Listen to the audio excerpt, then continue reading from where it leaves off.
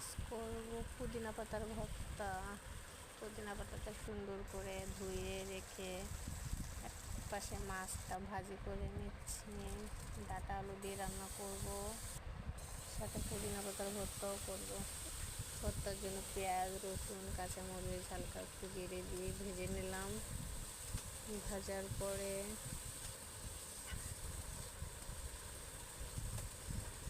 ভালো করে ভেজে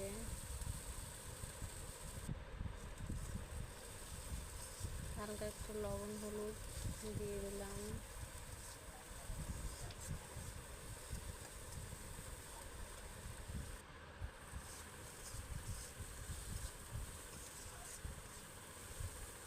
এবার পুদিনা পাতাটা দিয়ে দিব,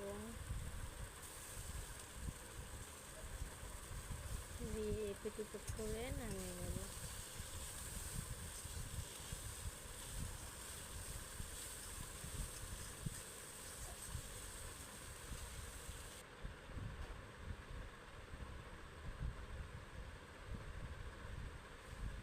এবার কড়াইতে তেল দিয়ে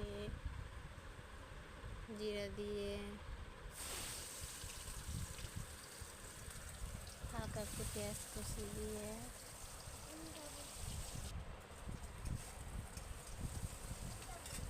পেঁয়াজটা ভালো করে ভেজে ডাঁটা আলু দিয়ে দিলাম। ডাঁটা আলুটা ভালো করে কষিয়ে নেব, সঙ্গে হলুদ লবণও দিয়ে দিলাম।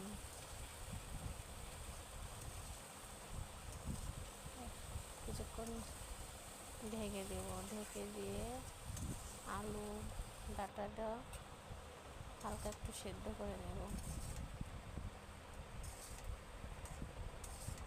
অনেকটা সিদ্ধ হয়ে গেছে, এবার জল দিয়ে দেব। এর ভিতরে পুদিনা পাতাটা পাটায় বেটে নেব। ঝোল ফুটে ওঠার সাথে সাথে মাছ দিয়ে দিলাম।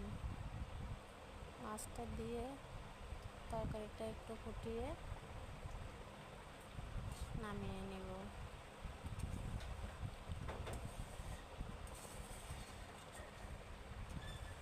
সবসময় কম মশলার তরকারি খাওয়ার চেষ্টা করি।